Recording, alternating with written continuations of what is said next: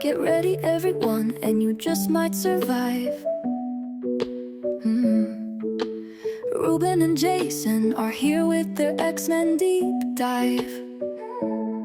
Going through all the X-books is their mission, so get ready for the Learned Edition. Things are getting weird in here. Ruben hopes another sword book gets announced this year. It's the Weird Dose of X, the X-Men comic show. It's the Weird Dose of X, guaranteed not to blow, except your mind.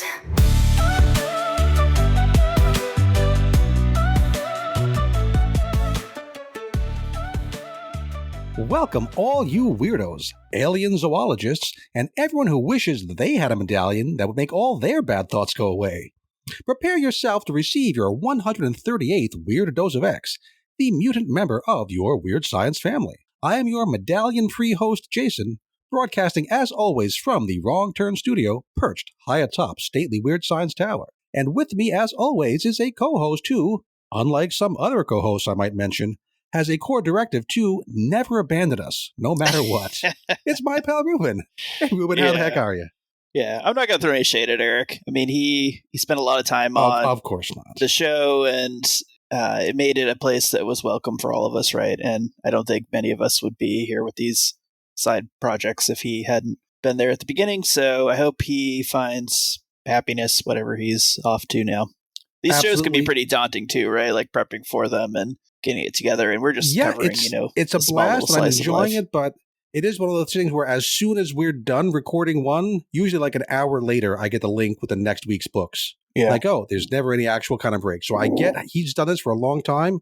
Eric was back when they were doing those 12-hour podcasts that got me hooked on this whole idea, and through what he and Jim had done and built, we're doing this now. So yeah, I just that little residential of what was going on in one of our own books, I couldn't resist a little mention. Oh yeah, for sure. And yes, I'm not going anywhere. I plan to be here as long as you will tolerate me, and hopefully my rambling has been improving over the time. That's sort of why I do this, right? Besides liking the comics, I'm just trying to be a more engaging person. So give me feedback, people. I'd love to hear it. We all love feedback here in the podcast world. Because, Ruben and I talk about these things. We send our thoughts out into this wild internet, and sometimes stuff comes back and other times it just kind of disappears. So if you've ever thought, hey, I haven't thought about what they did in their podcast, either positive or not so much, let us know through the Slack, through the Twitter, through the email to the Weird Science, whatever works for you. Share your cooking recipes. I appreciate it. I appreciated what we got from Nils recently. Nils, yeah, he said that he said I said it correctly, so now I'm going to screw it up for sure. But the word was Apfelkuchen, something like that, the German apple cake. So yeah, I felt great about that. I may even say some Japanese names in this episode. I'm feeling so good about my international pronunciation. Yeah, definitely be as active a part of this whole Get Fresh crew, beep boop, as you would possibly want to be, because we want to be part of it. So what we're talking about today, it feels kind of like a vacation, Ruben. We only have 3 books to talk about and no Infinity comic. This is the second time they've taken a week off at the end of an arc, which I guess is starting to feel like a pattern. But the books this week are Hellverine number 3, in which Akihiro returns to Japan. We've got Sentinels number 5, the conclusion of that miniseries, and X-Men number 12, the conclusion of an Aliens and Alpha Flight 2-parter. Now, Ruben, before we get into those books, I have some troubling news for you. I think your Slack login may have been hacked, because I got a note from someone using that login that said you wanted to talk about, let me make sure I read this correctly, Laura Kinney Wolverine? So you got to change that password real quick, buddy. Yeah. No, I do, definitely. I, in part, was inspired by, I think it might have been Nils, but maybe it was somebody else who was kind of excited about us talking about it, and then we just didn't even talk about it last week. So yep, I read that. I read Weapon X-Men, and I've got some quick thoughts on both of them. So, please hit us. Yeah, quickly, I'll give you the summary since I don't think you've read Laura Kinney, Wolverine number 3 by not at Erica all. Schultzen. I'm going to butcher this. Giada Belviso. Is that right? Your guess is as good as mine. Yeah. Anyways, yep, that's the team. And in this story, we've got Laura Kinney teaming up with Elektra again, Daredevil, and they are ultimately trying to hunt down this villain that they created last issue, Mr. Esker, who's a member of the Humanity First anti-mutant group. How many of those are there in the Every MCU? writer wants to create their own, which I guess is better than all trying to use the same organization and having the continuity not match up. Yeah. The best part about this was when I was doing a quick little Google search, Humanity First is like a real world nonprofit. So I don't think that's the right. SEO on that is not great. Humanity First. But so if we recall in the second issue, Mr. Esker had coerced this mutant bomb to go into this crowd at Collect Pond Park and detonate, and basically to create some sort of increased animus towards mutants in the community. Right. And Elektra and Wolverine show up. Yeah, it was attempting that whole to stop it. Help out humanity by turning them against the mutants by using a mutant to kill a bunch of humans. Yeah. Not just to make it look like it's a dangerous mutant. We've seen this done before. People really try to do that kind of thing. Yeah, so they fail to stop him. He blows up, which I assume means he kills a bunch of people. That part's a little unclear, which I thought was, I remember that at the that was like the final cliffhanger at the end of that issue, right? Yep. Of issue 2. Yep.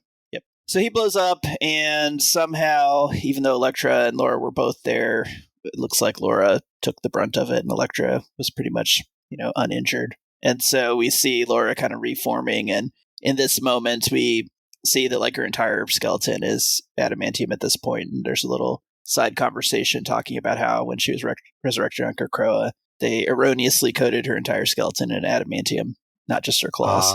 We did. I remember them establishing that she did get the full adamantium treatment on Krakoa, so that has been known. Yep. Was it known that it was a mistake, or I don't think so. I think this was the new element, which makes me wonder. I wasn't sure if it was a mistake on the part of the writers who forgot and then had to come up with a retcon. Say, oh no, that'd be kind of a fun retcon. It wasn't our mistake. It was the Five who made a mistake. That'd be pretty good. A little meta. Yes. Yeah, so she's kind of reforming. Elektra kind of drags her off from the scene, to say like, hey, we can't be here. Because if you recall, I think Mayor Luke Cage was telling them not to get involved. So they escape and recuperate at Elektra's apartment, and Office of National Emergency agents show up and detain Bomb, take him to a hospital, and it's kind of like the, let him recover, but it's on, lockdown. There's O&E guards there. So Laura and Elektra break in to the hospital, and they meet with him. That's where they find out about Mr. Esker and where he's located. Mm. And they then kind of fight their way out of the hospital because the nurse kind of interrupts, and then the guards show up, right? So they do their ninja stuff and they escape.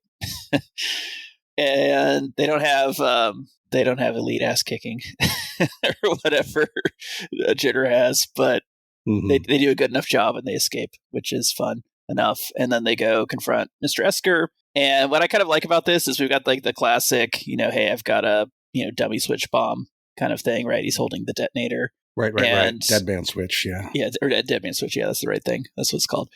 But unlike a lot of times where that becomes this big thing, Elektra just like lassos his hand, throws out one of her. Yeah, often it's like a Quentin Tarantino-esque standoff. They're looking at each other, who can do what, no one can move, but yeah, Elektra wouldn't stand for that. That makes sense. I was expecting him to lose his hand, but she was nice enough just to, activate his dental plan. So they take him down, and then he kind of does the standard villain, like, you can't stop the movement, blah, blah, blah. And then Laura's brooding, and Elektra kind of gives her some, advice, basically, about, like, you can't beat yourself up over all the bad things you've done in the past. Just be good going forward, that kind of stuff. So it was fun enough little team up between the two of them. And then Laura goes back to her apartment, and she's having pizza, and then somebody breaks in, and it is Bucky Barnes, the Revolution. Oh, okay. So that's the cliffhanger leading into the next story or arc? Maybe this is just going to be a bunch of team-ups, but I thought the Daredevil one was fun enough. And I didn't know Bucky has picked a new alias, but I guess the Revolution. I remember because I was doing the Marvel show with Jim, they had that Captain America run where there was this shadowy organization where there was the Revolution, and there was like somebody representing the money, and it was this organization that had been controlling the world, for ages hundreds, thousands of years. And he ended up killing the previous person who was the Revolution.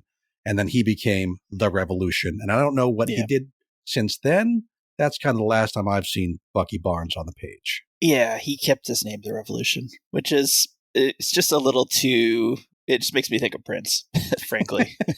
That would be the team up. We need to like Prince Namor and the Revolution, something like that. Yeah. So, but I mean, you can't just go as Winter Soldier forever, right? Like, he's not a Russian operative. I'd be kind of annoyed to be called the Winter Soldier. Eventually he'll probably go back to being the Winter Soldier because that's how comic books work. But for now, he can be the Revolution. He's the Revolution, yeah. So I think they are going to do some Hydra stuff, which I don't know why or what that entails, but fine issue. Did they go back to that whole thing with finding notes by the memorial where the X-Men tree used to be in New York City? Because that seemed to be like from the beginning that this was going to be where the missions come from.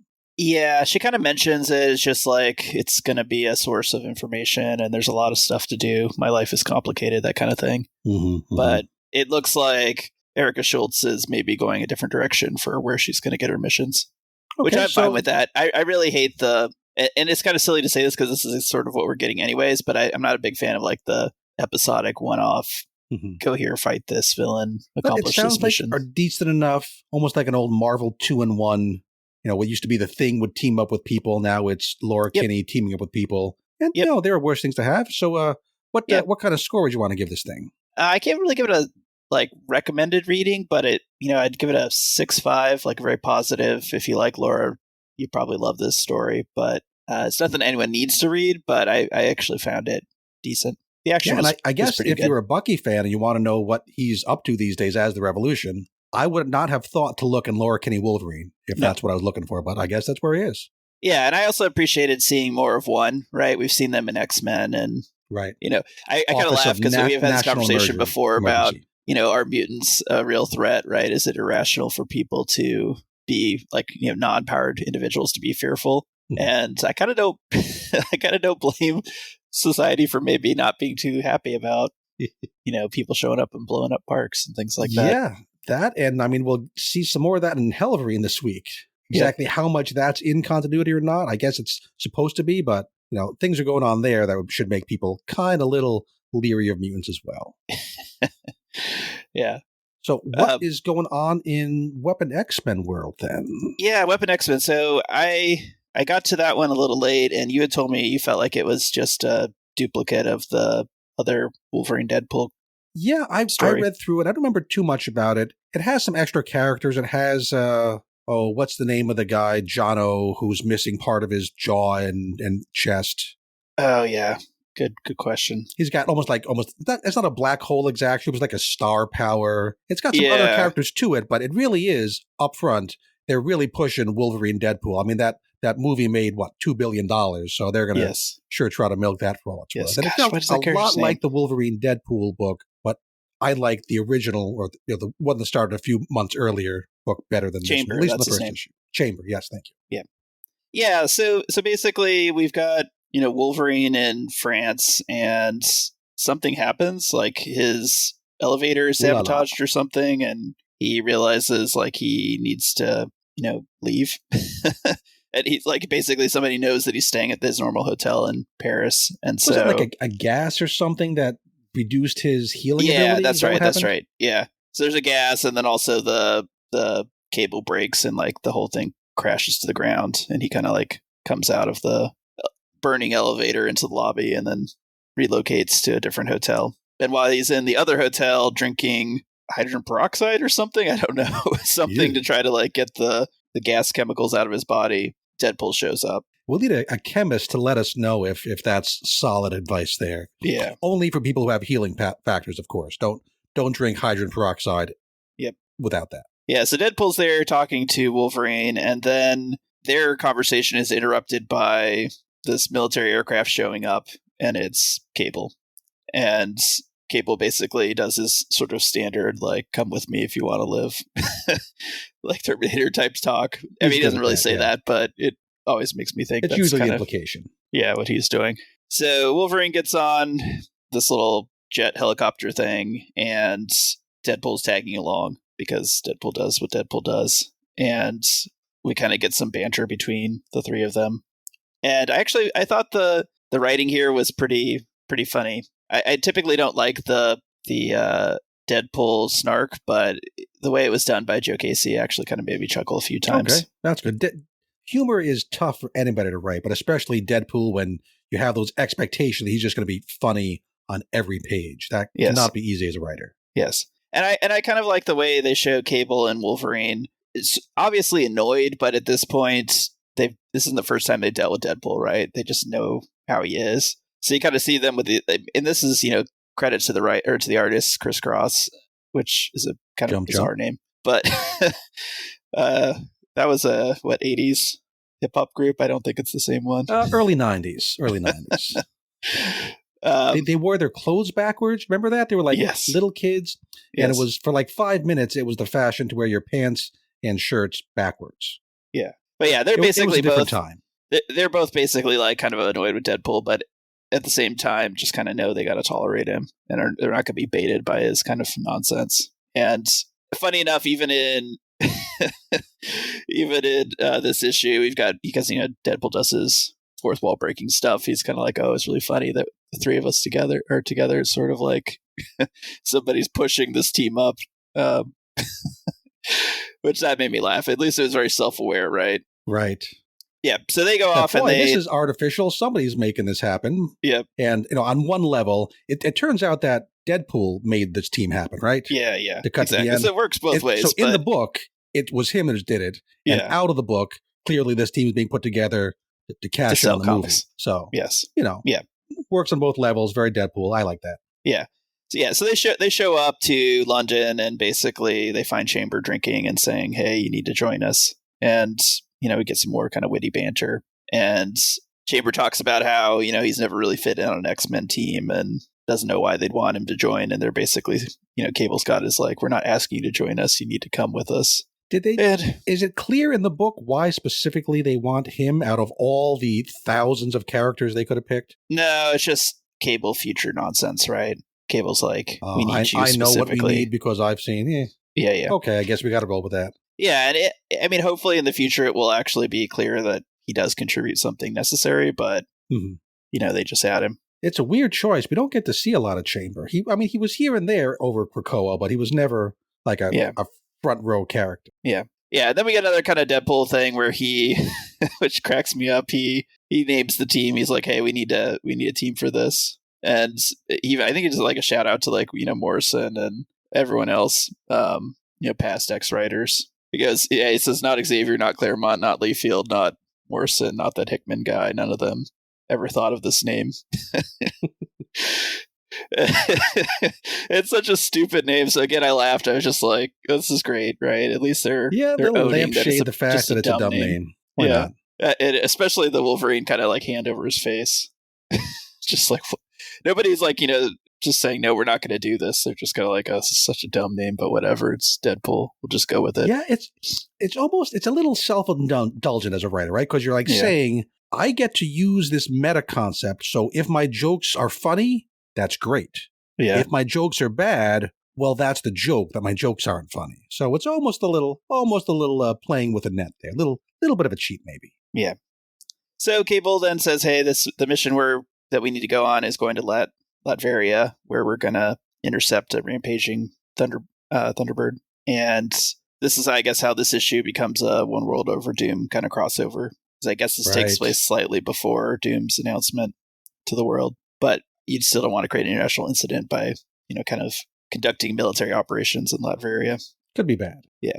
A lot of downside. So they intercept Thunderbird, and I appreciated seeing him again. I've always felt like he's an interesting character, and they pretty much did nothing with him during the Krakoa era other than just bringing him back. Right. He's the one who died in Giant Size #1, right? Yes. And then was only recently brought back in Krakoa. So he's the older brother of, is it Warpath, I think? Yeah, they're not calling him Warpath anymore, but... Okay. But yeah, that was Warpath back in the day, right? So that was a character who was basically the exact same character, but he was on the New Mutants with Cable James forever. Proudstar. Yeah. But his older brother was part of the famous Giant Size X-Men team, and then he died in like an early mission, which for Claremont was more like a opportunity just to say like, hey, this book matters. Right. People can die. But then they brought him back, right? And then they even had this like anniversary issue like a year or two ago where he changed his costume to some new costume that was designed by, I think, a Native American like fashion designer. Oh, so strangely, we see him in his original costume in this kind of Rampage. And oops, yeah, they even but they actually mention it in the issue, so it's intentional. It's not a mistake. No, not a mistake. So they're sort of like, why did you change back? And he doesn't really tell them. He just kind of is on a berserker rage and he fights with people and kind of like sucker punches Wolverine, and we see that Wolverine's healing factor isn't working too well. Right, causing that gas in the elevator. Yeah, so then Deadpool is like, hey, I'll stay back with Wolverine. The other two run off. Cable and Chamber run off to like intercept Thunderbird. And this is where we see that Deadpool was actually hired to take out Logan, and that he had set the gas chamber kind of thing. So he shoots Wolverine a bunch, and yeah, if you're gonna shoot Wolverine, you better shoot him a bunch. Yeah, that's electrocutes him, and basically is like, hey, the gas is making you malleable. Basically, puts him on a plane and kind of is flying to the broker that hired him to return the Wolverine. Do we know who hired Deadpool and why? Yeah. So this is the cliffhanger. We see it's Baron Strucker. Okay. Fair enough. And I guess Deadpool he's just in it for the money? Correct. Because he was, really excited to be part of X Factor there for a while there in Krakoa. He seemed to be very pro-mutant. So, I guess I'm curious to see what they do with Deadpool to explain why he's turning on Wolverine. Yeah. I mean, this is a team-up book, right? So I assume it's like maybe there's got to be some redeeming factor, right? Because I assume he's part of the team. Twist and turn it back around at some point. I think this is being marketed as an ongoing. Is that correct? That's what they say so far. So, which who knows how long it's actually going to be, but at least the idea is there. When we're told, like in Sentinels, it's a 5-issue mini, you expect there's a finite arc to get to. But if it's supposed to be an ongoing and they want this to be the team, they're going to have to fix this at some point. Yeah. So I was very pleasantly surprised reading this. I had a lot more fun with it than I anticipated. And I think a 5-person team is a manageable size. I think most of the characters get a decent enough amount of page time, and I am curious about like Chamber and Thunderbird, like what they bring to the group. And those are the new ones. Well, not new, but they're the ones that we haven't seen a zillion times before, right? A Wolverine, Deadpool, Cable team up. That's nothing new, but these two are at least little bit of spice added to the mix. Yep, and I'm not reading the Wolverine Deadpool book. I just not that excited about that pair by itself, but I always enjoyed Cable, so you kind of throw him in the mix and I'm a little bit more interested, and then you turn it into like an actual team, it becomes more fun for me. So I could see myself. I'm sure that's what Marvel is looking for, right? For the people who kind of like Wolverine and Deadpool, but need a little something extra to get them to actually buy the issue. So that's they have something for everyone who they might be able to get some Wolverine and Deadpool money out of. Yeah. Because I enjoy the jokes, but I need a little bit more than that. And you show me Chamber and you show me Thunderbird, and I think, okay, well, those are some characters you could actually do some development with. Right? They're not so critical that you can't change their backstory or have a major character development occur in a book like this. So sounds like it's a pretty decent book for people who are looking for that kind of a team. So not shouting from the mountains saying this is the greatest book ever, but I give it maybe a 7.5, and if the second issue is as entertaining as the first, I'll probably add it to my pull list. All right, so this is Joe Casey, right? Who's also doing Amazing Spider-Man. Like same guy, right? Yeah, I've heard that's not so great. I'm not reading that, so. Well, I mean, he's going to be a busy guy because Amazing Spider-Man usually publishes pretty quickly. More than once a month. Okay, so he hasn't started yet. He's not the one that everyone's saying is doing a terrible job. He is. He's doing the 8 Deaths of Spider-Man. Okay. And at first, it was going to be just doing that story, but then recently it was announced that he's also going to be the continuing writer after that. So, just curious to see. I'm interested to see somebody playing in the Spider-Man office and the X office at the same time. That's kind of unusual, I think. Yeah. So I think you just given me a few minutes to talk about that, but we're at minute 26. So hopefully people enjoy a little more of a deep dive. Shocking. Ruben. Yeah. Thank you, Ruben. That was a little Ruben having his own little corner, talk about some books that I was not so interested in. So now folks got to learn about Laura Kinney Wolverine, and Weapon X-Men. So yeah, and I also want to go on notice. I know that drop is from Stork, not Matt Razor. So I heard in one of the other podcasts that people think I don't know who is tormenting me. I'm well aware of it. Right. We have some other Matt Razor drops. I like this it, one. though. I listen to it every week. Yes. Right. But yeah, we all need that Stork filter on our microphones to give us that imposing, deep, everyone has to believe what I'm saying because the voice is just so resonant and it's got that authority to it. Yeah, I don't have any of that. We can't do that. But yeah, sounds good, though. Ruben. And I don't know why that drop sticks. Just Ruben just echoing into the night. That's pretty cool. Well, anyway, so that was... I don't know if we can call it Ruben's Corner. I don't know if it's going to be an ongoing little sub part of the podcast, but hey, Ruben, whenever you want to talk about stuff, we are happy to have you do that. Right now, we are going to move on to one of this week's books, which is X-Men number 12, Legacy number 312, Work Release. It's written by Canadian Jed MacKay, pencils by Netho Diaz, inks by Sean Parfins and Levesey, colors by Fer Cifuentes Sujo. So when we left off at the end of issue number 11, Legacy 311, Cyclops was in the clutches of a mixed alien crew, and Alpha Flight was riding in to assist in his rescue. And Ruben, you and I had some questions, mostly about how the heck these members of Alpha Flight could be here, when last time we'd seen them they were variously imprisoned, in a coma, or having fled to Mars. Yeah. And to his credit, Jed MacKay wastes no time, gives us some of these answers right up front. Yeah, no, it's very good. I was happy that we addressed the burning question instead of just kind of doing the hand wavy like, oh, well, time's passed and the team's different. Yeah, he goes into it. We flash back to Department H. We're told it's then. Probably wise not to give specific time periods. Don't want to get caught in inconsistency. It happened in the past. That's fine. Yep. We learned that the imprisoned members of Alpha Flight, Guardian, Puck, Snowbird, Marina, and Shaman, are still considered criminals and are still serving their sentences, but have been offered the chance to serve their country as the superheroic Alpha Flight. A few more details. Hadn't Marina escaped to Mars? Yep, she had, but we're told that she missed her Alpha Flight teammates so much that she came back to Earth and, quote, turned herself in. Okay, I figured this really just means that Jed MacKay wanted to use her in this book instead of, Shaman, so they came up with a reason to have her back. That's fine. Yeah. Another question. Hey, where is Shaman? We're told he's a, quote, conscientious objector. He's choosing to stay in prison rather than serve on this Alpha Flight team. Dominator's here. When did Heather recover from that coma? And well, she hasn't. Heather is still in that coma.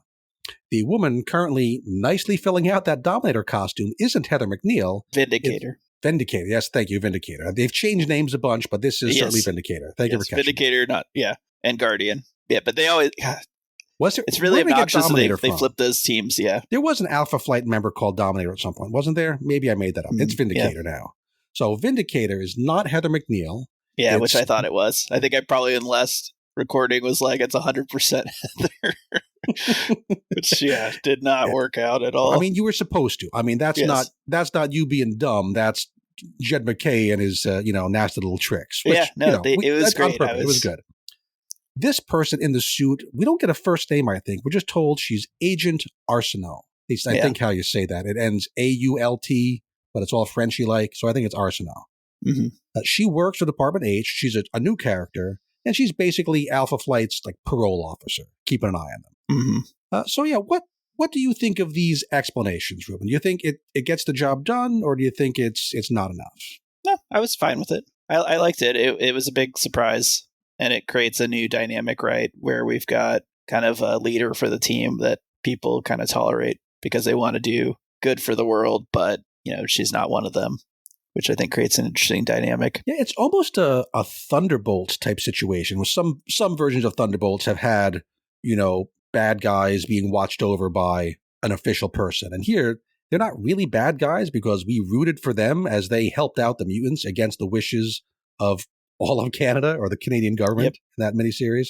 Yep. They don't really talk about how Canada's coming to terms with, what its official government position was back then versus, turned out we were back in the wrong horse. we were teaming up with these evil AIs who wanted to kill off all humanity and all the mutants. Yeah, but that's fine. I mean, that's a thing governments do, right? They don't always forthrightly address the decisions they've made in the past. Correct, yeah. And not to get into any particular incidents or politics, but that's a reasonable thing for government to do. Yeah. The only thing I was a little confused about was, well, not confused, but disappointed about was the fact that we didn't see Robert Box Jr. That's true. We really were curious about him in that Alpha Flight miniseries. He's the one who created those box Sentinels. He was the one member of the team who was 100% on board with Department H. Yep. Did not know that the other members of the team were working to save mutants against the department. Yeah. So I want to know what he's up to too. That's it would have been nice just to have bring up. They addressed Shaman, right? And they said, he's not part of the team because he's choosing not to participate in this conflict. It would have been nice to see, maybe Robert Box Jr. walking away because, once the I get why that's not in here, because it's not necessary to talk about Robert Box Jr. to do this issue. Right. You and I both want a full-on special issue or mini-series about what happened in between then and now. Yeah. We'd read that. I don't know if anybody else would, but you and I would. So Jed MacKay had 2 pages to, clear up what's going on, set up the new status quo. And I'm not going to get what I really want, but for having those 2 pages, I think he did a really good job. So the rest of the issue is pretty much just a cool action sequence. I had thought that those Cyclops-grabbing aliens were here on more of an official kind of a mission, part of the Kree-Skrull Empire going after Cyclops for some reason. Turns out not so much. They're a band of mercenaries led by Captain Karkos, who's a new character, and they work for some unnamed client. A guy named Dr. Xantos Starblood is also part of the crew, and he has appeared before in 8 issue of Jason Aaron's Wolverine and the X-Men, 2012 to 2013. This Dr. Starblood guy, he's an alien zoologist who is the galaxy's greatest expert on the Brood, which presumably this expertise is what allows this crew to, they took over an Akanti space whale, lobotomized it. They basically did to this whale what the Brood do to space whales. So he's the guy who probably gave them that expertise. Yeah. And also, I think he's probably also the one who has told this crew all about the X-Men, and they're able to deploy some countermeasures that we'll talk about in a minute. So I think that probably came through Dr. Starblood. Yeah. So why does this client even want Cyclops? Well, as we kind of speculated around this issue, but it's Jean's fault, or at least maybe not her fault, but it has to do with her. The unnamed client thinks that taking the Phoenix's own husband as like a hostage will give them leverage over the Phoenix and be able to make the Phoenix do their own wishes. Probably not the smartest plan ever, right? The Phoenix tends to get a little violent in these situations. Not good enough to make this little story happen, and it's not actually going to work anyway, so let's not poke at it too hard. Yeah. And we never find out who the client is. That's left mysterious, which again is fine. This is just a 2-issue action thing, I think really to fill in a gap in the schedule, because Raid on Grey Malkin just kind of ended. We had 1 cooldown issue from that, and then we have 2 issues, and then X-Manhunt starts. So at least in my mind, I'm thinking Jed MacKay looks at the schedule and says, hey, I have 2 issues to do something with. I can't do anything too big. Aliens attack, 2-issue action arc. Not a bad idea. Yeah, and I mean, the motive makes sense to me. I don't think it's too crazy. Yeah, I'm just saying I don't think this really advances Jed MacKay's overall story in any way, this arc. Yeah. It's just kind of a short thing to fill the gap and have some fun in the meantime. I mean, it would be interesting if in the next issue of Phoenix that we see, whenever Jean's doing her psychic, phone call to Scott, they so, mention. What's been going on, honey? Yeah. It'd be kind of a nice little nod. I mean, if it turned out to be a storyline in Phoenix that she's hunting down who this client was, that'd be really cool continuity. I don't expect that to happen, but it would be very cool. Good. Yeah, it'd be very good. So back in this book, when the X-Men gang try to rescue their leader, this is when they find out that there's countermeasures being deployed to cancel out their strengths and powers. Yeah. So we have some ruby quartz armor to neutralize Scott's optic blasts. We get some inertia foam that can stop even a Juggernaut, at least this kind of weakened Juggernaut that we have currently. There's a vertigo ray that makes magic puke her guts out. is that one like specific to Magic's powers? Do we know that she's vulnerable to motion sickness? I feel like everybody is pretty much vulnerable to I would think so. Yeah, perpetual vertigo. Everything else is very, this character gets something matched to their powers, where Magic just gets to throw up. Yeah. I mean, I like the idea of like, if she can't concentrate, right, to cast her spells, that would be a problem. So, sort of works. I guess. It's certainly fine. It's just not as closely linked to that exact character as the other ones were. Yeah. And also Temper, well, she could flambe the entire space whale, but, her friends are still inside, specifically Scott and Juggernaut, so can't do that. I want to do a quick plug for the art. I really thought the art during the fight scene was pretty stellar. And even scenes like when Magic gets the vertigo, it looks sort of like she swings the sword like a drunken sailor and then sort of falls backwards through her own portal. Yeah, I think she does that on purpose. To get away, yeah. To get away. I don't think that she... Because why else would their portal be there? I think she opens up the portal because she knows she needs to leave. But the way she's shown to move through it, we only get 3 static panels of it. But it does sell the idea that she's not as graceful as she usually is. Yeah, really good work with the knees to show, sickness and kind of dizziness. Yeah, Netho Diaz has really been killing it on this book. He's clearly, and I've read quotes from him that say he is trying to kind of match Ryan Stegman's style a bit. But also he's given his own little look to it, but it looks terrific. So with the X-Men not being able to do this rescue on their own, naturally it's the Alpha Flighters who make the difference. We have, did I write these words? Vindicator and Guardian? Yes. That's the names right there? Awesome. Vindicator and Guardian. They have electromagnetic powers that can focus Temper's flame enough to like target particular parts on the space whale without risking the lives of the people inside. Yeah. We have Puck, Marina, and Snowbird enter the whale and beat up on some generic space goons. They make it to one of the whale's 2 heart chambers, which kind of like the twin engines of a spacecraft, and they take out one of the hearts, which is a nifty but very messy splash page. Marina uses her claws on it. Snowbird changes to a mammoth and charges right through it, tusks first. Yeah. I feel bad for the space whale, but I guess it's already been zombified. So yeah, it's been lobotomized already, so I don't feel so bad. Put it out of its misery, more or less. Yeah. Now, we said there's 2 of these engines, so there's still 1 heart engine left, which is enough for the pirates to make their escape. Except Jed MacKay here uses what strikes me as the very same twist that Mark Russell just used in the most recent issue of X Factor. I'm sure that's a total coincidence. It's not Forget-Me-Not. Everyone just happened to forget about Psylocke. Right? Yeah. She was in the last issue. She had boarded the space whale along with, the rest of the team. Yep. But she didn't appear at all in this issue until right now. I don't know. Was she just being like extra ninja sneaky? Was she shielding herself psychically? You could imagine it either way. I thought it was pretty cool. I actually really liked it because, this makes me think that she's more stealthy, right? And oftentimes we don't get to see that side of her or like appreciate that. Yeah, it's all right. I could have used a little hint of it somewhere along the way. I tried to go back and see, is there some tiny part of some panel that I can say, right, she was doing that? But that was just Jed MacKay. The way he did that was he just didn't mention her, which kind of cheating, but it gets the job done. She's there. She can slice up the other heart with her psychic lightsaber. Yeah. So the whale has lost all power. Magic uses her portals to rescue the heroes. The whale crashes, and Corsair takes the mercenaries into custody. He's going to turn them into turn them into the authorities to collect whatever bounties must be on their heads. We get a Predator handshake between, Scott and his Canadian pal. Issue over. Now, okay, we do get... I give it a point just for the Predator handshake. We always call out the Predator handshake here. It's part of Weird Science tradition. Extra points right there. Always for the Predator handshake.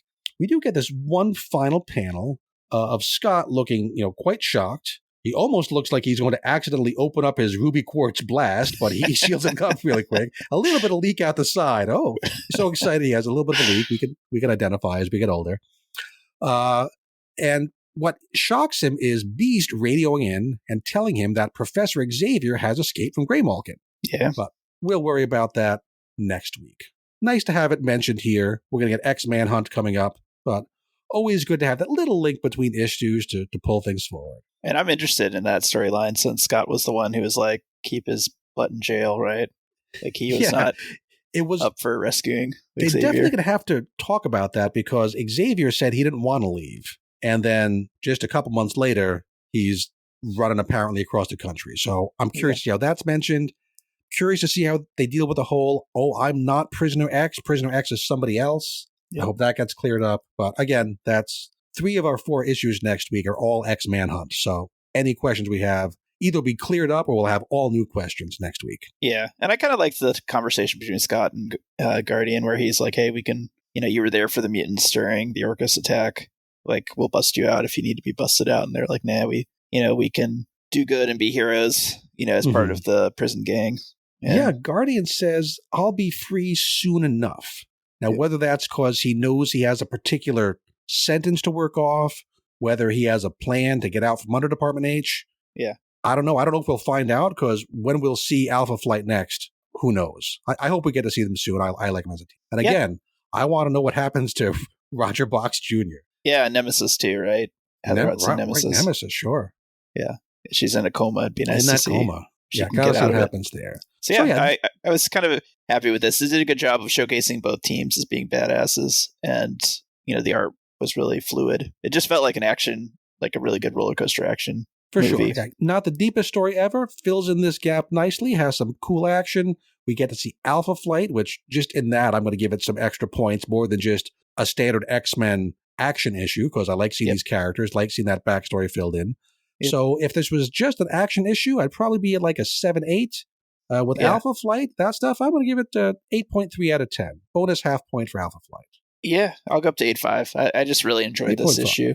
Nice. In part because the art. I just thought the art was so great. I don't know which of the 2 artists I prefer, but that is a good problem to have, right? Where whoever's writing it is, or sorry, whoever's drawing it is just making these really exciting, action-packed issues. Yep, strong panels, strong page. It looks really great. So that's X-Men number 12, and we will be into X-Manhunt next issue. And I guess the other question about this is, what's your preference now, Uncanny or classic X-Men? I kind of like each week when I read one or the other, I'm like, oh yeah, I really like this, and then I go see the other one, I'm like, oh, I really like that. Both ways. The kids are kind of fun. I want to see the kids develop more. I'm a little bit over the kids just being kind of mysterious and kind of blank slates. So I guess for right now, I'm going to say I'm more an X-Men guy than an Uncanny X-Men guy, but certainly could change with one strong issue. Yeah, I mean, I'm always Team Cyclops, so it's probably going to be hard for me to... Cyclops was right, for sure. Yeah, and I like Psylocke too. I think those are probably some of my 2 favorite characters. The only thing that Uncanny Team has going for it is Gambit's pretty cool. And it's nice to see that he's not, the complete joke character he was in the Rogue and Gambit miniseries. That's true. Having him not be a dope anymore, that's a big upgrade. Yeah. And I like Jitter. That's the one of the, for me, that's the breakout character for, the new, mutant characters that have been kind of launched in this era of X-Men. Yeah, I think she's got some cool stuff going on. Her or Calico. I'm still curious to see what really is the deal with Calico. Yeah. But again, they've been left mysterious for kind of too long. We really got to firm them up, who they are, how they got together, how they got to Louisiana, all that good stuff. But we'll talk about that another thing. I'm going to actually push the ding sound button now, which means we can fully move on to our next book, which is Sentinels, number 5 of 5, titled Factory Settings, written by Alex Pactadell, art by Justin Mason, colors by Federico Blee, and letters by Travis Lanham. So, Ruben, I'm pretty positive about how this series ends. Yeah. I'm not quite as positive as I was about the ending of Mystique. Yeah, Mystique, I think, edged it out, but this was still... Mystique felt like it was doing more important things, but... And I kind of wonder, will we see this team again? Mm-hmm. Or was it just kind of a fun little side story? But it did enough, and I thought it ended relatively positively.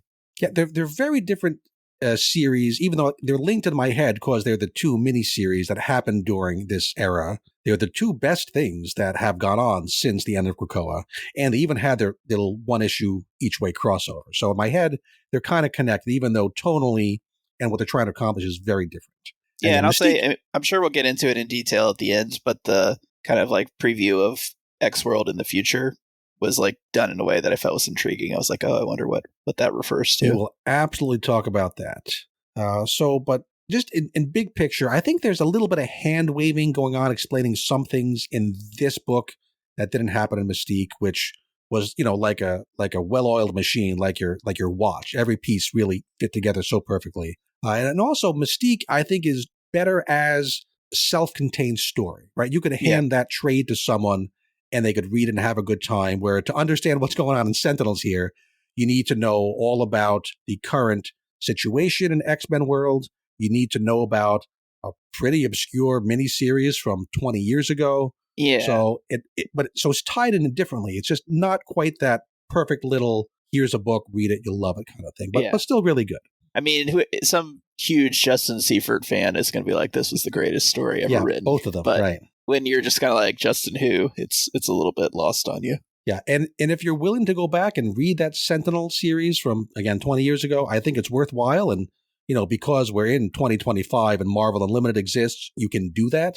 Right? This would be much, much harder to do in an all analog, all paper comic book world. Right? If it depended on knowing something about this obscure book from 20 years ago, you either go to your store and go through the back issue boxes, or you just go, hey, I guess I'll just not understand that anymore.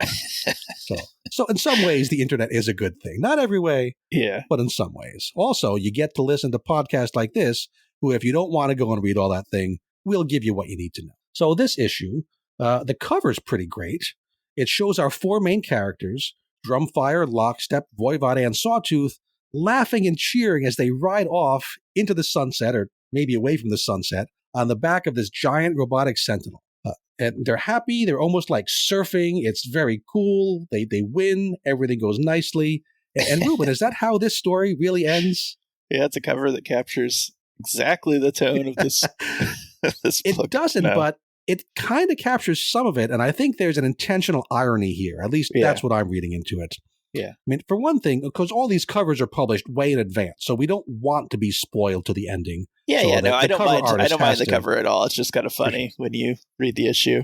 Like, we know that Voivod, one of these guys, the bald guy, he's already dead. He blew himself up at the end of last issue, which it's kind of weird that you were just talking about a character. Was he called Bomb in Laura Kinney Wolverine? Yep. Bomb. Had that same power, also blew himself up, but he survived. Well, he's a mutant. Yeah, that's true. I mean, he's not a Sentinel, whatever, cyborg. Really striking image, and I like the contrast, the irony between what actually happens and what this looks like. So in the issue itself, we have 3 strands of story kind of braided together. Obviously, we're going to pull those apart because that's what we do. Each of these strands concerns a pair of characters. The first pair is Lawrence Trask and Scurvy. Then we have Sawtooth and Justin there in that Bacta tank. And finally, we have Drumfire talking to Professor X. And they all come together, but we're going to start with that final pair, Drumfire and Professor X. So Drumfire, she's the one who'd been seeing these visions of Onslaught. And we thought this was just a psychological issue, right? Her mother had been killed by Onslaught. She's in this weird situation where she's a cyborg now. So yeah, she might have some visions. We found out last issue that this all along was Professor X trying to contact her. And it was her past experience that was presenting him as Onslaught. He didn't want to look like Onslaught. Her brain was just kind of interpreting him as Onslaught. And it was her decision that we did see to go off those mood-regulating meds that lets him actually talk to her now. Yeah. We're not going to do a deep dive into Onslaught here. My understanding is that when Scott Lobdell created Onslaught, he just made up the name and had Juggernaut say, "Oh, beware Onslaught," having no idea who Onslaught was. Right? Some writers plan things in advance. Yeah. Some writers just make stuff up and count on the fact that they'll figure out what it means later. Yeah. It turns out it was decided later on that Onslaught was going to be the psychic combination, like the worst parts of Xavier's mind and the worst parts of Magneto's mind. Yeah. So there's a major Professor X connection there. Yep. And we're told in this issue that this pre-existing connection between Professor X and Drumfire, through Onslaught having killed her mom, that's what lets Charles contact her specifically, even through a bunch of Scurvy is trying to block him. There's massive shielding around his cell, but he can get through just to her. Yeah. I was okay with that story. Yeah, I liked it a lot. I don't love Onslaught. He's like an extremely 90s character. Yeah, like even when I heard that story about how there was no real plan, I go, oh yeah, that checks out. Yeah, 100%. He's just like generic big bad, and then he just gets defeated. is a cool look. I mean, he kind of looks like Magneto because he has that, Magneto DNA in him, so to speak. Yep. So a good look. But now Charles psychically catches Drumfire up on what's been going on here at Grey Malkin. Lawrence Trask, Justin Seifert, the death of Voivod, all of it. Kind of weird that Xavier knows all of this, but I guess he's been able to psychically poke around even from his cell, even through the countermeasures. I can go maybe with he could see but not interact with others. Good enough. I don't need a 5 pages of explanation. I can just accept it. Yep. I need to point it out on the podcast because that's the kind of jerk I am, but I'm fine. So Drumfire, I like this bit where Drumfire gives Xavier just a little bit of a hard time about it. Why did you resurrect Lawrence Trask on Krakoa? Yeah. He's a horrible person, but he gets a second chance when good, ordinary people like Drumfire's mom, they don't. Yep. Very reasonable thing to bring up, especially with her backstory. Yep. Now, Xavier gives the standard, Krakoa was about second chances, and we know they could only bring back mutants, except they, Captain America, we don't want to get into it, but we could only bring back mutants. That's the line. He doesn't really engage with the argument. What could he say? It's good that she brings it up. It's also good that he kind of says, here we are. Instead, what he does is he redirects Drumfire to his plan for her to escape with what's left of her team. And that plan is Justin Seifert's original kaiju-sized robotic Sentinel, which I guess is just kind of a mechanical shell now because the intelligence from the Sentinel is currently merged with Justin in Justin's human body. Yeah.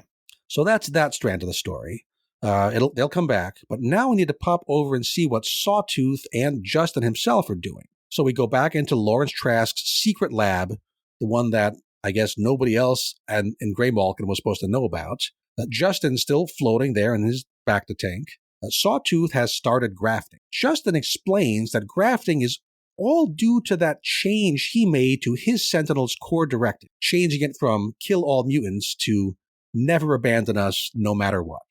Yeah. So the ultimate form of not abandoning is this merging of human and machine. That's what happened to Justin. That's how the Sentinel didn't abandon him. It merged with him. And by extension, I guess that's what's happening to our Sentinel team when they graft. Yep. Pretty cool idea, but again, only really hits if you read or know about that Sentinel series from 2002, 2003, whenever it was. Yeah. And I thought it was kind of a cool little conversation. I mean, I didn't know about this, but basically they're saying, there's a prime directive for Sentinels and you can't overwrite that. But for some strange reason, his Sentinel from that series allowed him to make that change. And he viewed that as some sort of, deeper connection with the AI. Was my tea pouring audible there on the feed? I don't know. It sounded loud to me. So if you're wondering, hey, what was that? That's me getting some more tea because I've been talking for a while. Yeah. I thought that was a little bit hand-wavy about exactly why. Oh, maybe it happened because the Sentinel was so damaged that it thought I was part of it so I could make the change. Yeah, I thought that was a little bit hippy-dippy, but it was all right. I thought it was nice. I mean, I don't know. I still have not read the series, right? But I could just imagine, it's the Iron Giant, right? That's what that story was. And so... Justin was a little kid. Not a little kid, but a young enough kid to be naive. Yeah. And what he was going snap through with his him out family. Of reality and be like, it's not that the stupid robot loved you, it's that it was broken. That seems way more plausible to me. Yeah. So that's our talking scene kind of worked through. Now we got some action. Sawtooth, she tries to bust Justin out of his bacta tank, but Lockstep arrives to intervene. Now, he had started to graft last issue, but that process was interrupted by Warden/podcaster Corinna Ellis, who gave him a different kind of Sentinel technology. This one with not Alexa, not Gemini, not Claude, not DeepSeek, but Perimeter AI. Perimeter deeply embedded here. I just set off everybody's devices at home, didn't I? Sorry about that. That's pretty funny. I should rename my Alexa Perimeter because you can change the wake word.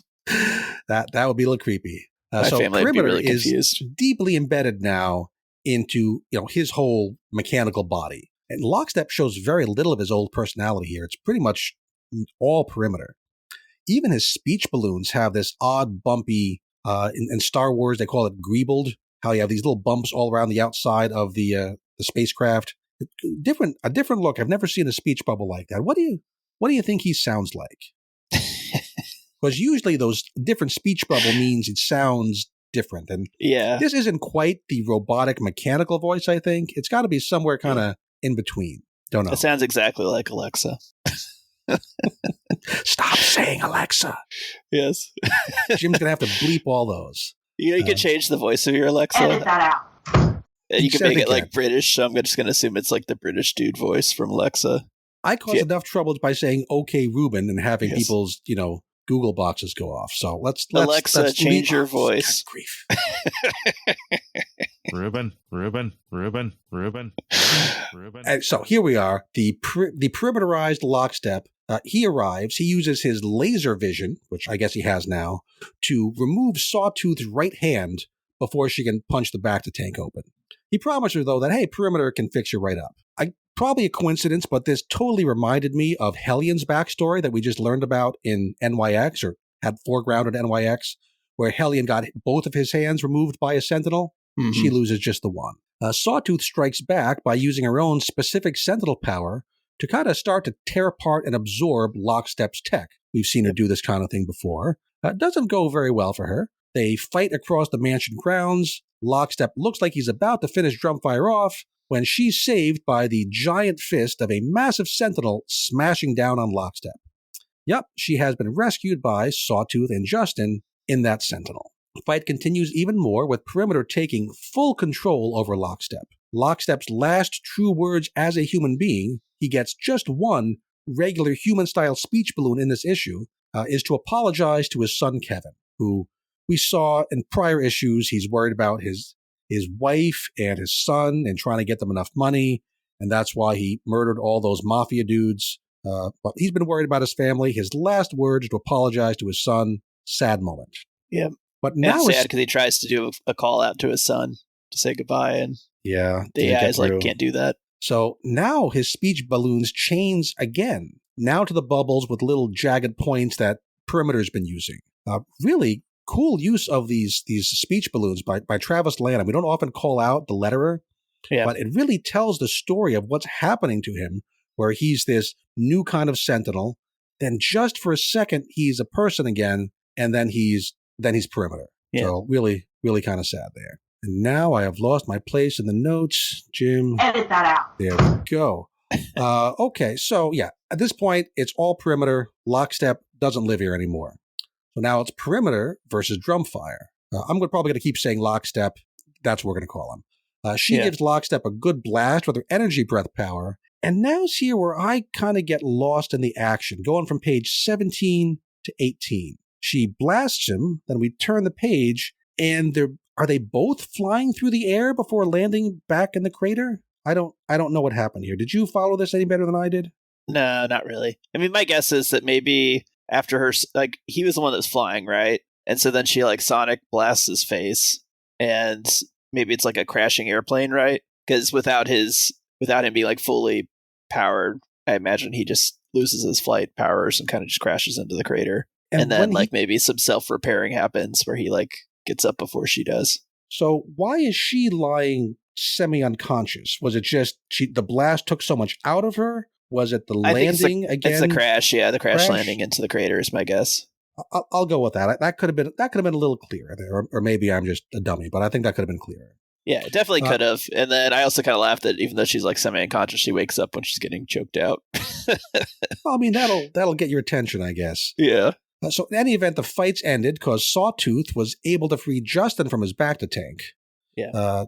He tries to free Lockstep from the perimeter predicament. That's hard to say, but can't. He's too far gone. R.I.P. Lockstep. Although we will find out at the very end that while, let's go with his human name now, Bradley Hansen, he's gone, his cyborg body is still going to return to action under the control of Perimeter. Kind of a fate worse than death, right? Yeah. I'm thinking of that Akanti space whale there in X-Men and how it was probably a mercy to kill off that space whale. Yeah. Maybe Justin should have finished off Lockstep Bradley Hansen here rather than just kind of leave him be. So now we just need to wrap up this part of the story. Justin uses his Sentinel-y powers to reshape that old giant mechanical Sentinel into a somewhat different look, right? Yeah. We only get one peek at this, one splash page. still a giant robot, but now looking less like the old Jack Kirby design, the one with the purple beanie. Yep. And now if you just covered up all the words and looked at this picture, it looks kind of Japanese mecha to me. Oh, absolutely. Yeah. It looks pretty cool. Mm-hmm. I assume that we'll see this again somewhere. I would hope so, because these three, the two female Sentinels and Justin, they fly off to do whatever they're going to do. I have no idea if there's any plans to have them participate in the broader story, if there's plans to do another miniseries with them, if we'll see Justin Seifert again with these two in another 20 years. Yep. I don't know. But yeah, it kind of looks kind of cool. So that's that part. And this is not the ending. I was going to pretend that, of course, this is exactly the ending I predicted from issue 1, like I did with Mystique, but I'm not even going to try that, because frankly, I did not expect to see any of our main cast survive the series. Yeah. I thought this was being set up. Did they survive? I mean, now they're like merged with this AI Sentinel thing. I think Drumfire, and I think Justin's holding back the full... so he thinks they still have some personality? Oh, yeah, absolutely. You can see the way they're talking. I mean, even the last words from, I get the names mixed up, the one with the Mohawk look, that's Drumfire. She says at the end, after my mom died, I wanted to be a machine, to be free from fear. But a Sentinel is fear, isn't it? Made solid by the will of fearful men. Little heavy-handed, but we get it. And she closes with, anything's better than that. Show me something new, Junkyard Boy. And he says to her, yeah, something new. That's exactly what we'll need to be. They're going to send everything they have after us. We'll need armor. And that's when he puts together this new version of the Sentinel. So, yeah, I read that as they're definitely either grafting isn't what we thought it would be, and grafting is going to make them still okay. Yeah. Or if Justin's kind of holding back the graft, that's what I'm going with. And who knows? We may never be addressed, but they're out there to be used by other editors or writers, or this writer again in the future, which is kind of neat. Yep. Again, I really thought this was going to be like a Shakespearean tragedy, like the end of Hamlet, where pretty much the entire cast is dead on the floor at the end. I thought that's what this was setting up, and I think that would have been a fine ending. I think this is also, a little bit of hopeful ending. That's all right too.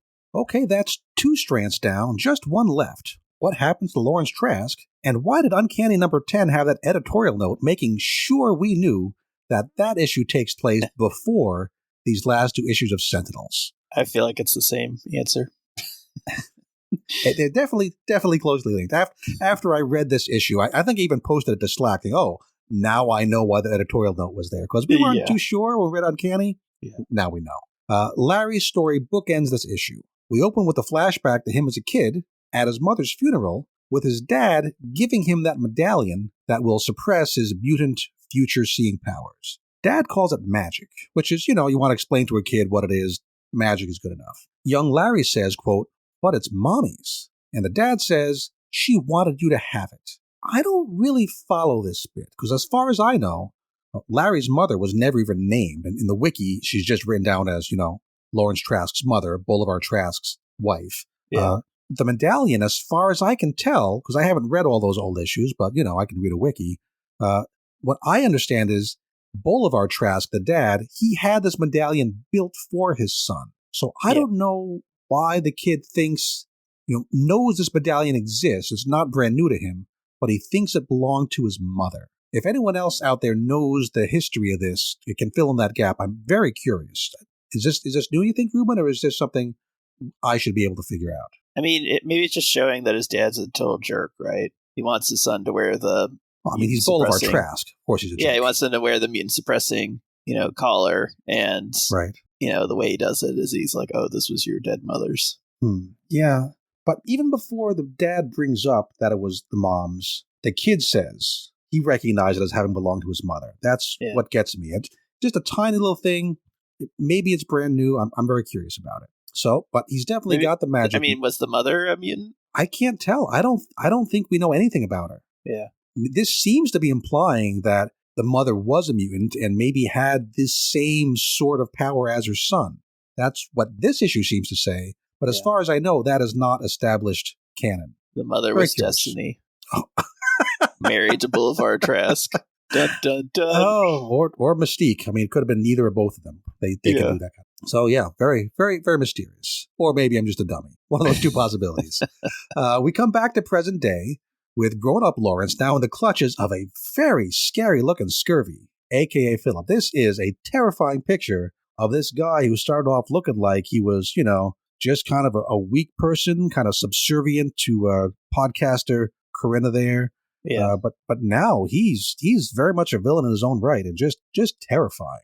So Scurvy, I'm not even going to call him Philip because now he is Scurvy to me. Scurvy uses his own psychic powers to force Lawrence to remove the medallion, meaning those uncontrollable visions are coming back. We cut to the end of the issue, and Lawrence is now chained up in a Grey Malkin prison cell, babbling about the visions that he's having. It's a sad fate for him. I've felt bad for some really awful characters past few issues. Yeah. Who was the last one who had a bad end? I forget who it was. Fabian Cortez. Oh, Fabian Cortez, poor guy. Yeah, and now Lawrence Trask I'm feeling bad for.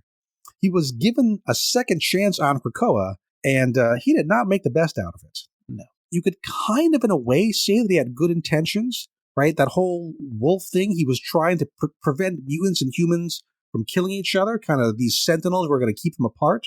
Yep. Methods, not great, right? He somehow got control of Justin Seifert. Still don't know how that happened. I want to know how that happened.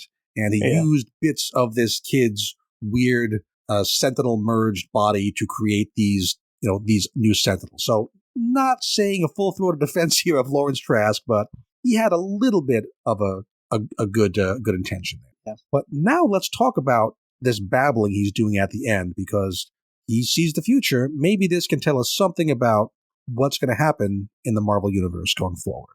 Yep. Some of them I recognize, some of them not so much. Maybe you'll fill in some of these for me. Probably not, because I don't really read the previews, and my news source is you, basically. So I'm just going to be shooting blanks from the hip, but I can tell you what I want these Shooting blanks from the hip.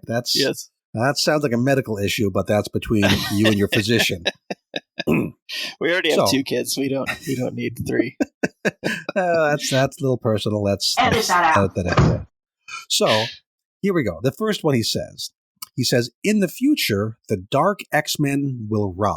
Oh, you missed your turn back a page, because he talks about they will be Legion first. Oh yeah. I'm only on the last page there. I'll go back. I didn't even write these down. So let's see. The first one he actually says is, in the future, they will be Legion, and there will be a terrible war of thunders. I don't know if that's 1 or 2 predictions. I think that's 2. Okay. So, and this is me with my wild speculations that are certainly wrong. Go for it. I want that first one to be a return of Legion. That has to be who he's talking about. Yeah.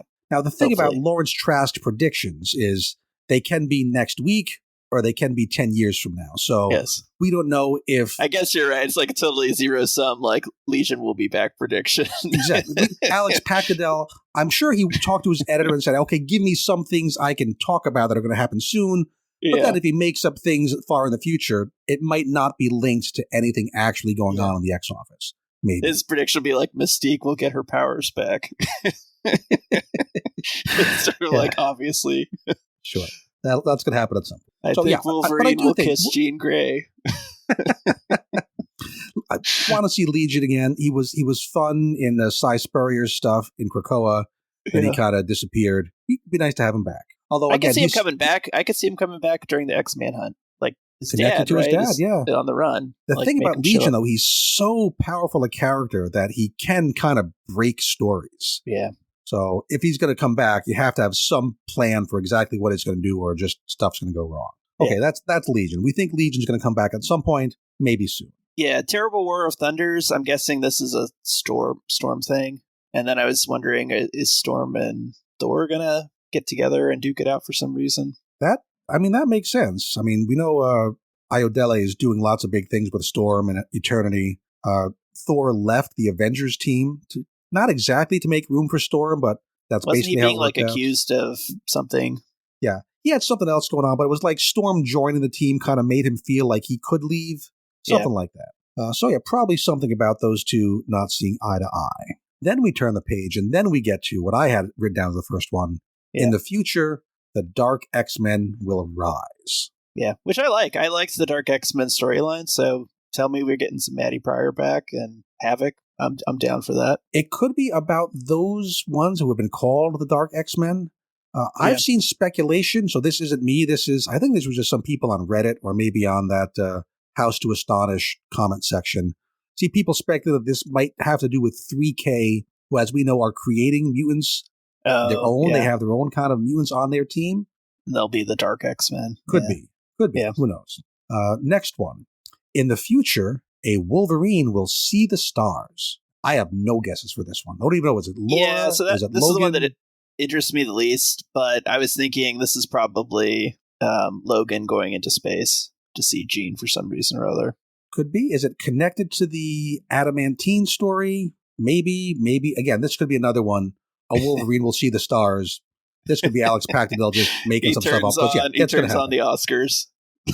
Wolverine he goes in the backyard in Louisiana. Oh, hey, look, it's the stars. Either way. Yeah. That could be something, that could be nothing. Yeah. Next, in the future, all his predictions start with in the future. What if, before we go on, if Wolverine becomes the next Phoenix host? That'd be pretty wild, right? Wouldn't be the dumbest thing to happen in Phoenix, that's for sure. Okay, that's Wolverine. In the future, the children of the Atom will all, and then has a bunch of A's in that, all hunt the Father. Yeah, X-Man Hunt. That's X-Man Hunt. That starts next week. That's a gimme. Yep. Now we have all who open the Executioner's briefcase will be stung. Now, my only guess is that might have to do with the Deadpool Wolverine book, because the phrase Executioner has been mentioned there, as an X-Cutioner. Mm-hmm. Is that the Executioner? Maybe. I mean, that was a big storyline from back then. So that's going on in that story. That was with Strife. Strife, yeah. Okay. Strife's the bad guy there, and like Deadpool's been taken over by something that was implanted in him, nano somethings, and he's calling himself the Executioner. Okay. Wolverine is also supposed to be another Executioner, but maybe with all the time he's been resurrected, maybe that got washed out of him, so it's not kicking in for him. Mm-hmm. And that's as far as we know it, as far as I know in Deadpool. Yeah. So those are the predictions. And the book ends with a close-up on Warren/podcaster Ellis's mouth. She's telling Lawrence, quote, "We finally found your place in the world." Pretty dark. So this book is a tragedy, at least from the point of view of poor Larry Trask.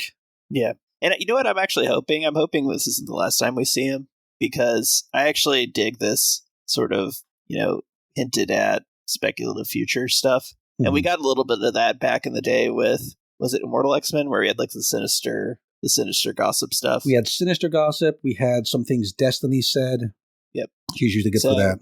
I need some more of that in my life. Just some sort of like cryptic, speculative These pop stuff. Up in those timeless books, like we had the Time Slide one that was just done recently. Yeah. Lots of I don't want it like every issue, but I'd be happy to see like every maybe 6 issues. Always makes me think of that chalkboard from, was it 52? Oh, yeah. There was a chalkboard that had all these predictions out. 52 was one of the very first comics I read when I got back into comics as an adult. So that weird series, looms very large in my mind. So anytime I hear predictions about the future in a comic book, that's what I go to. Yeah. Well, it helps you feel smart, right? If you get any of these, you forget the 5 that you missed, but you're like, I totally called it. Yeah, and again, we love to speculate. For me, that's part of the fun of comics. That's why I like to read the week-to-week comics and not just wait and read the compilations of old stuff, because you can't really do the speculation thing unless you're up to date, and that's a good time. Yeah. So there you have it. This mini-series, not semi-series. It's a whole mini-series. It's all wrapped up. The two, again, just like I predicted from issue 1, the 2 Lady Sentinels survive and they fly off into the sunset with Justin Seifert. Just like I said. Don't even bother going back and checking that podcast, because that's exactly what I said. Yeah. Okay, maybe not. Still, pretty decent ending. I complained about some hand waving. The timeline about how Trask and the dogs, how much that really works with what's going on in Uncanny, I don't think I want to look too closely at that, because I don't think it necessarily works. Mm-hmm. It was great to have that crossover with Mystique, but a little more integration with the flagship books, Uncanny, especially, maybe with the regular X-Men, but mostly Uncanny. Would have been nice to have it a little more integrated. You have to read it in tandem with that original Sentinel volume to really get it, but still, a lot of fun. Lots of cool stuff to talk about. Solid art from Justin Mason makes this book look like nothing else in the X line, right? This looks more like a drama and less like superheroics on parade like we're getting. And we really enjoyed that in X-Men this week with the very heroic-looking figures like Greek statues. In this book, things are more gritty and more down-to-earth, which perfectly works with the story. So, and I appreciate that it doesn't like drop the ball, really. Wrapping up, right? It just kind of, it ends. Maybe it's not the strongest of the 5 issues, but even this one, I felt like I was happy to read it. And it was, I just wanted to read it as quickly as I got it in my Kindle. So, yeah. And I was quite happy with the new it. design for whatever we're going to call this new Japanese looking version of that Sentinel, it's a cool choice. I don't know if there's a plan for it, but it looks neat. And I did already stop to give credit to Travis Lanham for those dialogue bubble changes for poor Lockstep. I thought it really made the dialogue balloons part of the storytelling, which is not a thing that often happens. So very cool. Put all that together, and I'm going to give Sentinels number 5, I'm going to call it an 8.5 out of 10.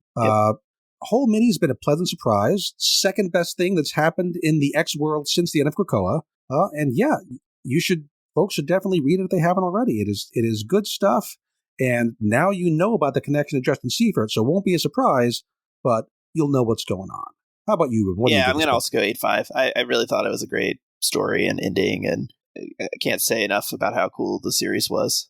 And do we know if Alex Paknadal is doing anything else or scheduled for anything else in the X world? Has he been doing things in the Infinity comic? Did he do the first? Yeah, he has, but I'm hoping he gets something a little more, I'm not sure, with higher visibility. Paknadal, Marvel. Let's see what we got. News. Not that I know of, but I would definitely read more stuff about him. And I'll be happy to look into his back catalog too. I don't really know much about him. I know he's a name that's been around, but I'm not super familiar. But he did I really enjoyed this book, so I'd like to read more of his stuff. I wouldn't be shocked if Justin Seifert shows up in like the Astonishing, like the webcomic. That would be a good place to do it. But I mean, I'm also curious how much of this series is going to matter in like Uncanny. Yeah. Because so much of this changed what was going on in Grey Malkin prison. Yeah. And Uncanny is all about that. Timeline issues aside, Lawrence Trask was showing up in Uncanny. Now he either can't or he's going to be very, very different. So I'm curious to see what the plan is for this changing the larger universe going forward. Yeah. That's where I was expecting to see Trask, right, for the predictions. We could maybe throw him in Uncanny periodically. Could be, just have Corinna just kind of once in a while go off and be mean to him. Yeah. That can certainly happen. Okay, that is... She could co-host a podcast with him. just go at his microphone and he's just like, in the future, we will cut to commercial. In the future, use our offer code for 50% off. Something like that. Who knows? Yes. Okay, on that very dramatic note... Your co-host, Derek Shea, will quit the podcast. In the future, I'll need to take a quick break to use the bathroom because I drink too much coffee. Not that ever happens. Yeah. Okay, so this has been a fun issue. I don't want to end totally on a joke for this cool series. Yeah. Read Sentinels. It's good stuff. It is good. Okay, moving on now to our final book of the week. And this is, it's not quite as heady, as intellectually stimulating as Sentinels. This is Hellverine number 3, The Devil's Orphan, which that title sounds like it should be part of X-Force, which all those titles are about the devil this, the devil that, but different kind of devils over here. It's written by Benjamin Percy, art by Raphael Ienco, colors by Brian Valenza, letters by Travis Lanham. So, Ruben, this series is starting to feel like not quite so much fun for me. Right when this character was stupidly over the top at first, right? I could laugh at it, maybe laugh with it. Flaming motorcycles riding all over Washington, D.C. Like, am I making it up, or did he ride up the Washington Monument? No, he did. That he definitely happened, went up the Washington Monument, yes. That was cool stuff. I want to see more things like that. The Pentangle. Remember the Pentangle? Yeah. There was this secret demonic technology military group working underneath the Pentagon. That was great. That made me go, oh, hell yeah, this is crazy, wacky stuff. Give me more. Yeah. But this book is just getting grim and depressing. It's getting a little more serious. Yeah. I don't want a serious Hellverine. I want a goofy Hellverine. Yeah.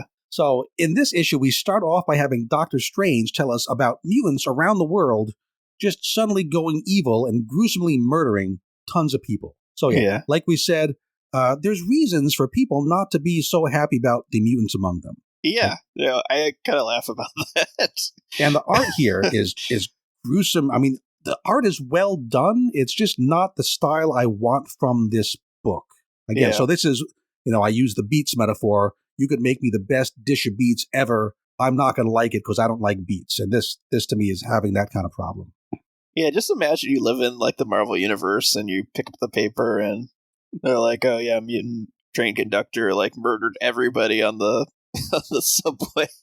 This Canadian farmer who has mutant horns, he basically crucifies people to make scarecrows. Yes. And then there's a chef in Sweden who has people all chopped up. And these would be like news stories everywhere, right? And I'd be like, what the hell is going on, right? Like, I'd be very, very wary. For sure. Yeah, I would wear that. If I was like Nightcrawler, I'd wear that image inducer so that I didn't look all blue and stuff. Yes. I can understand why you might want to hide your light under a bushel, so to speak.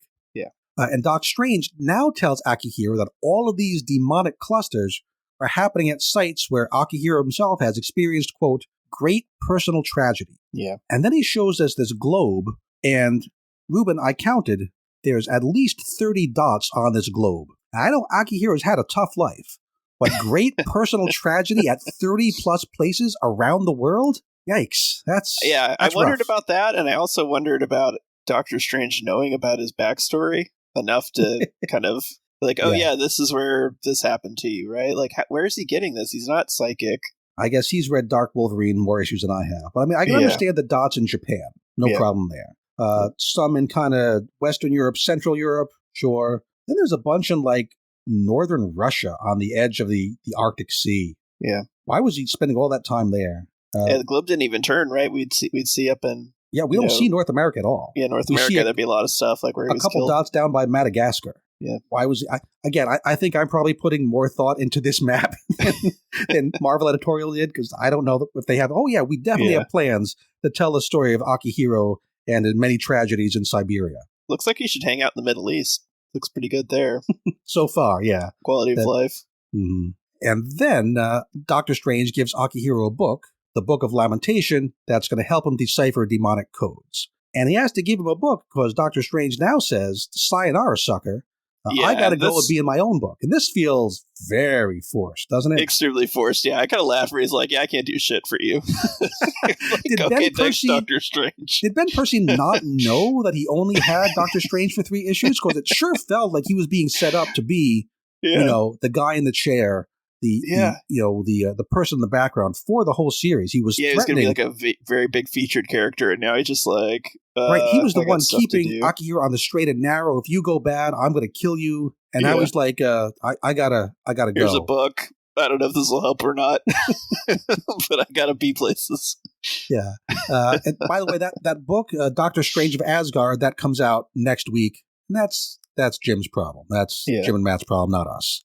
I pre-ordered that. I liked. I got caught up on McKay's Doctor Strange. I kind of wasn't like the greatest thing ever, but it was my first Doctor Strange series that I've read, and I was intrigued enough to want to see this Asgard. Yep, the new one is by Derek Landy. And I don't know too much about him. I recognize the name, but I'm not going to pretend to have an opinion on his writing. I'll check it out too. We'll see how it is. And I'm sure it'll be mentioned. At least the first issue, I'm sure will make the Marvel podcast. Yeah. Okay, with Stevie Strange now out of the picture, Akihiro's map of misery takes him first to the place where he got started, Jasmine Falls, Japan, his birthplace. Mm-hmm. If you could even say birthplace about the spot where he was ripped from his mother's womb after she was murdered to death. Yeah. We'll go with birthplace. Akihiro goes right to the house where that happened, his mother Itsu's house, which the local villagers avoid, reasonably enough. Mm-hmm. He finds a very convenient photograph of his parents, plus some ripped-up floorboards that, when reassembled like a jigsaw puzzle, conveniently show one of those demonic symbols in that book he was just given. Yeah. But before he can do any deciphering, he's attacked by a group of locals, basically some old fat guys. They eventually team up, they get over their fight, they take Akihiro to a temple that celebrates the 7 lucky gods. And I've heard of those. Those are a real thing. I only know about them because I once Googled the name of a local Japanese restaurant. Mm-hmm. The restaurant's called Ebisu, and that's one of these gods. Okay. So I'm going to, because my German went over so well a couple episodes ago, I'm going to say these Japanese god names. Okay. Yeah. 7 lucky gods of Japan. Ask for Gray. Gray, we need your input. Did we do this right? He's too easy a grader. He's not going to rip me up, even though I'm sure I deserve to be told. I'm not going to be told Nihongu Jozu, which I think means, oh, you speak Japanese so well. I'm going to be told, yeah, that maybe just stop that. But I'm going to try. The names are Hote, Jirojin, Fukurokuju, Bishamonten, Benzaiten, Daikotuken, and Ebisu, who's that restaurant here in Providence, Rhode Island. I recommend it. It's good stuff. Get the Hakka eggplant. Excellent. Okay. Get that. Nice. They serve ramen. I haven't had ramen there. I bet it's good too. But the Hakka eggplant, 2 thumbs up. And they serve, I forget the name of this kind of sake that is aged in cedar. Get that Hakka eggplant and cedar aged sake. And definitely have a ride home if you do that. Okay. Can you tell I don't want to talk about this comic? I'd rather talk about Japanese cuisine. Anyway, here we are back in the comic. Akihiro enters this temple. He's kind of affected like a vampire would in a church.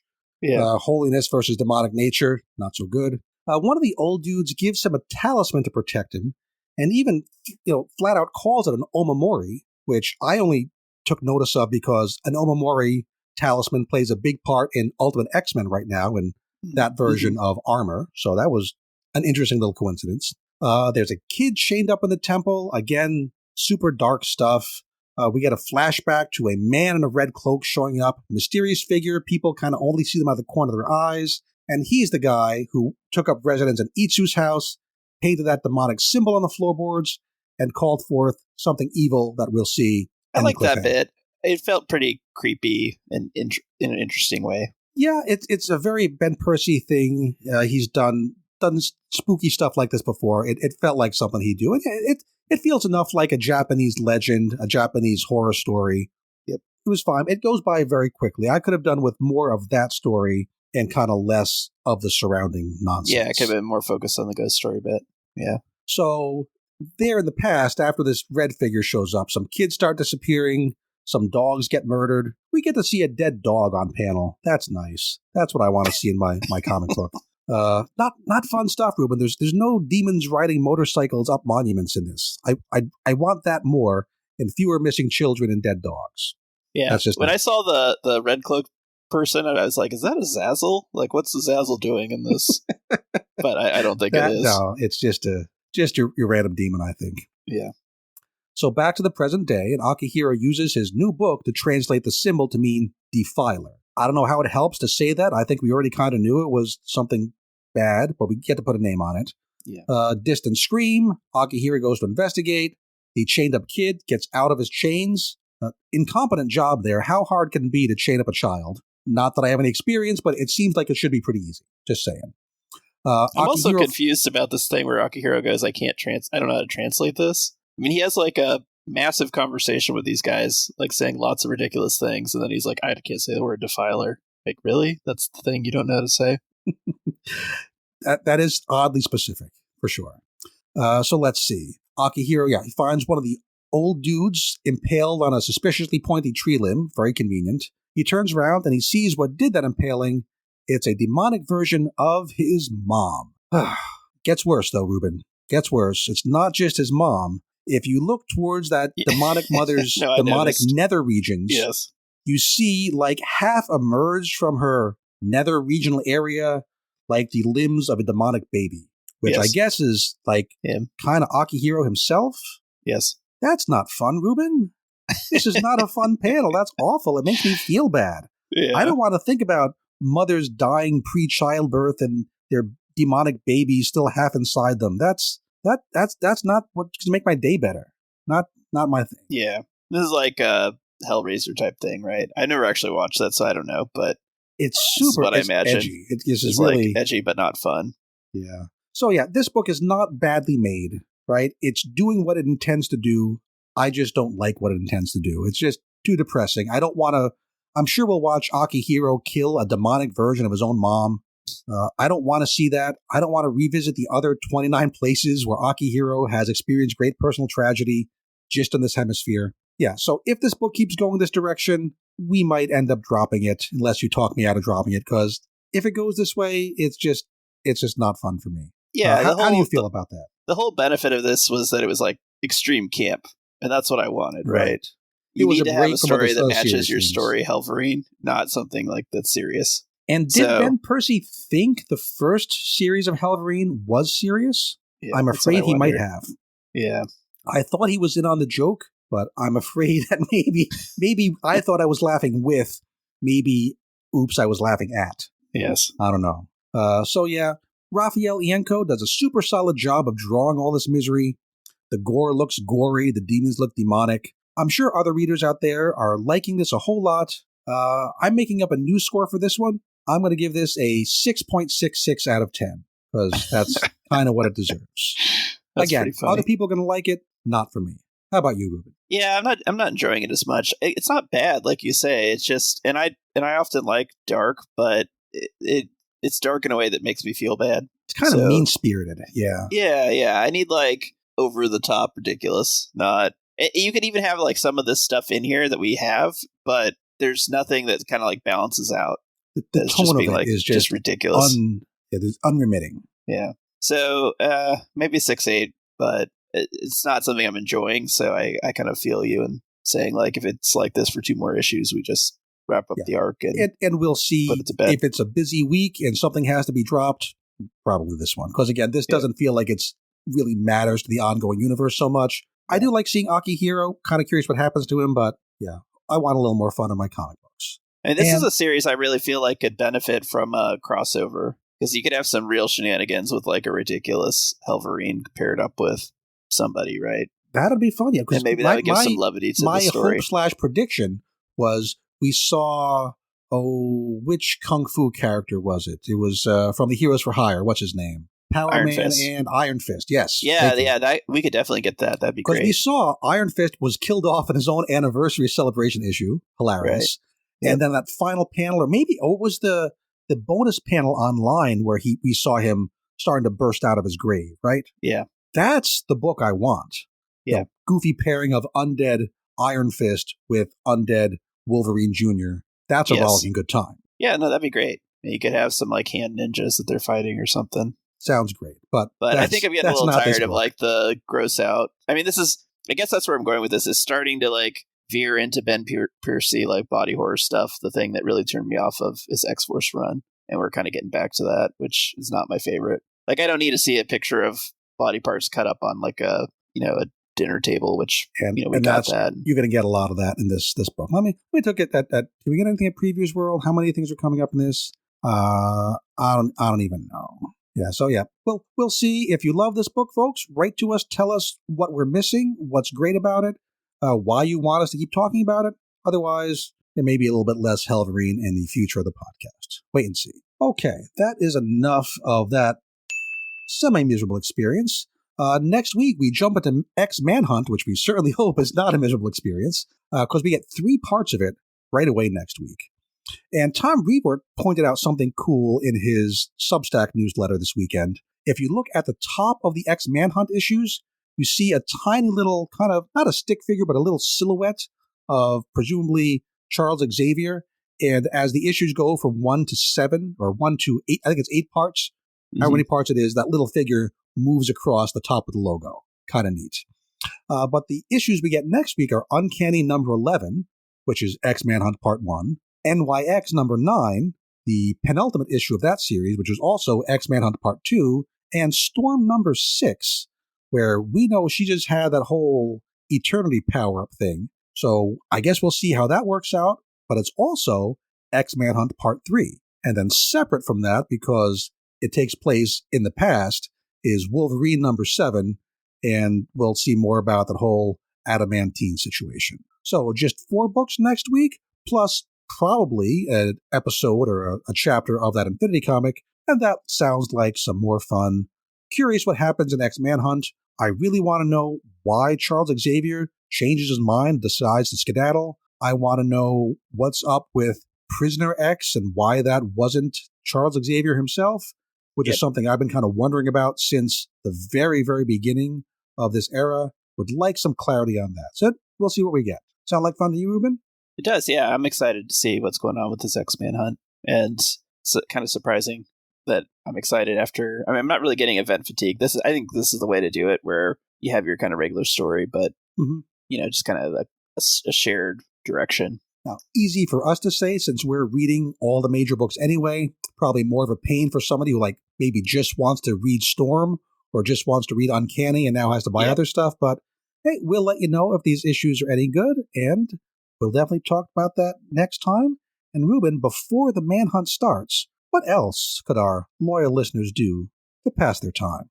You can read some more X-Men comics. You are all weirdos. Weird science is the revolution. Weird science is the revolution. I like it, though. I listen to it every week.